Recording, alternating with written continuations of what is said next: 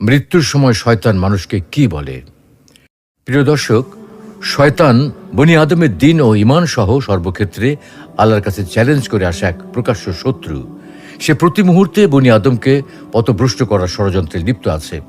সে তার কার্যক্রম পরিচালনার জন্য মানুষের গাফিলতি, অসচেতনতা, বিপদাপদ, দুর্যোগ ও দুর্বল মুহূর্তগুলোকে কাজে লাগায়। সুতরাং মৃত্যুর মতো কঠিন ও বিভীষিকাময় মুহূর্তে সে তাকে পথভ্রষ্ট করার প্রাণান্তকর চেষ্টা করবে, তা খুবই স্বাভাবিক।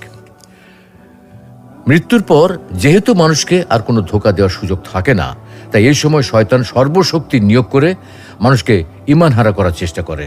কোনো কোনো বুজুর্গ বলেন, জান কবজের সময় শয়তান মৃত্যু পথযাত্রীকে সম্বোধন করে বলে, তুমি যদি এই যন্ত্রণা থেকে মুক্তি পেতে চাও তবে ইসলাম ধর্ম পরিত্যাগ করে দুইজন খোদার অস্তিত্ব স্বীকার করে নাও। অন্য এক বুজুর্গ বলেন, জান কবজের সময় মুমূর্ষু ব্যক্তি হৃৎপিণ্ডের যন্ত্রণা কাতর ও অস্থির হয়ে যায়।